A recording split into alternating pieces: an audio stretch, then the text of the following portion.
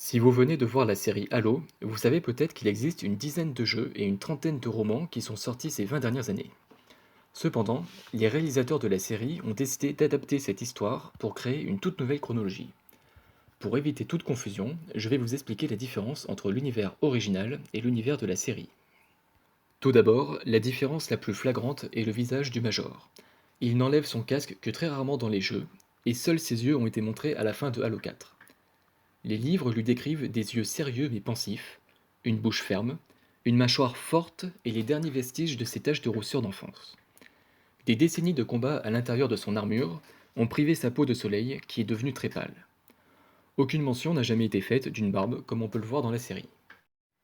Concernant sa vie personnelle, il n'a jamais croisé d'artefact Forerunner lors de son enfance, tout comme il n'a jamais eu de relation amoureuse ou sexuelle à notre connaissance, et certainement pas avec une espionne des Covenant. Ensuite, les compagnons du Major, la Silver Team, n'existent tout simplement pas. C'est l'équipe bleue qui l'accompagne le plus souvent, elle aussi composée d'un homme et de deux femmes dans Halo 5. Comme la Silver Team a été une pure invention, les fans appellent souvent l'univers de la série la Silver Timeline, pour le différencier de l'univers original. Le programme Spartan est aussi très différent. Halsey et l'ONI ont bien kidnappé des enfants pour le programme, mais ils ne leur ont jamais effacé la mémoire, ni même caché leur enlèvement.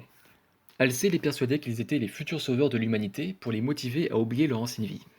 Plusieurs enfants se sont rebellés contre le projet Spartan, mais John n'en a jamais fait partie. Il montrait l'exemple pour les autres enfants, dont il devint rapidement le chef au bout de 2 ans d'entraînement. Il avait aussi un profond respect pour la Dr Halsey, et il n'a assurément jamais essayé de la tuer. Quant à Soren, il a fui le programme Spartan seul sans en parler à quiconque. Il a été vu pour la dernière fois sur Reach, à l'âge de 16 ans, et personne n'a de nouvelles de lui depuis. Très important aussi, les Spartans n'ont pas d'implant dans leur dos pour les priver de leurs émotions. Il n'y a donc pas de bouton magique pour les rendre plus humains. C'est leur entraînement depuis leurs 6 ans qui leur a appris à gérer les émotions. Même s'ils sont moins sociaux et sentimentaux que les autres, et qu'ils n'ont jamais eu de relation amoureuse, cela ne les empêche pas d'avoir chacun leur personnalité et des liens très forts pour les autres Spartans qu'ils considèrent comme leur famille. Quant à l'histoire sur les animaux de compagnie tués par Halsey, c'est aussi une invention. Dernière différence sur les Spartans, quand ils sautent depuis l'espace et qu'ils atterrissent sur une planète, leurs armures absorbent le choc et les maintient en vie la plupart du temps, puis ils se réveillent au bout de quelques minutes. Et ils ne sont certainement pas capables d'atterrir sur leurs jambes et de continuer le combat comme dans le dernier épisode.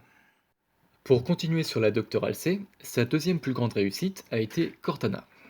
Dans la série, Cortana semble être la première IA de sa génération, mais ce n'est pas le cas dans l'univers original.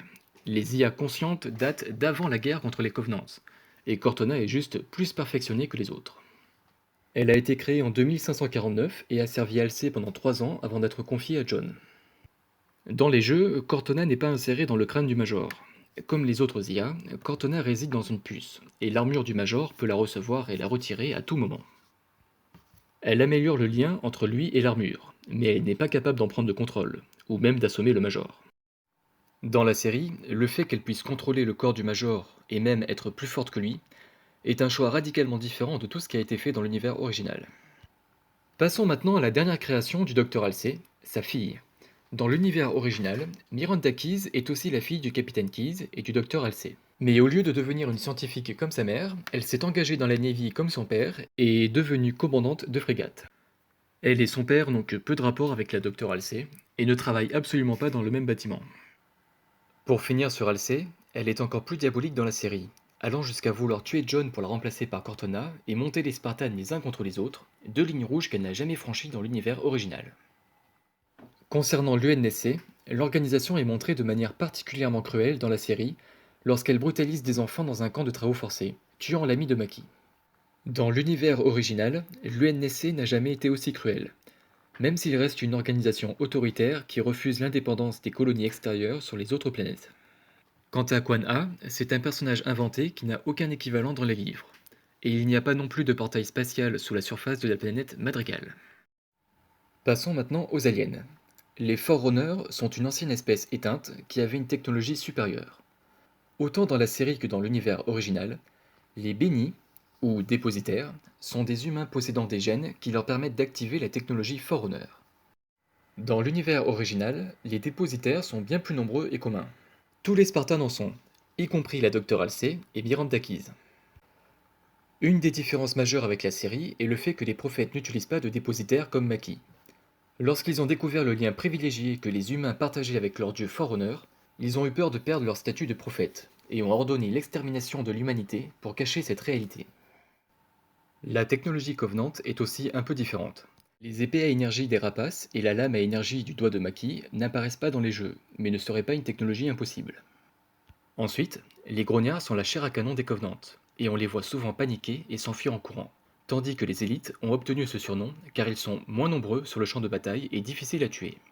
Le dernier épisode de la série montre au contraire les élites comme de la chair à canon mourant par centaines. Aussi, même si les chasseurs sont bien composés de vers orange, on n'a jamais vu ces vers se séparer pour se battre. Pour finir, la dernière différence de la série est l'artefact Forerunner qui n'apparaît nulle part dans les jeux. Le Major n'a jamais eu de vision du Halo avant de s'y rendre.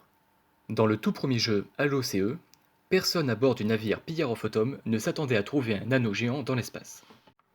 Vous connaissez maintenant toutes les différences entre la série et les jeux, j'espère que cette vidéo vous a plu et je vous invite à mettre un j'aime.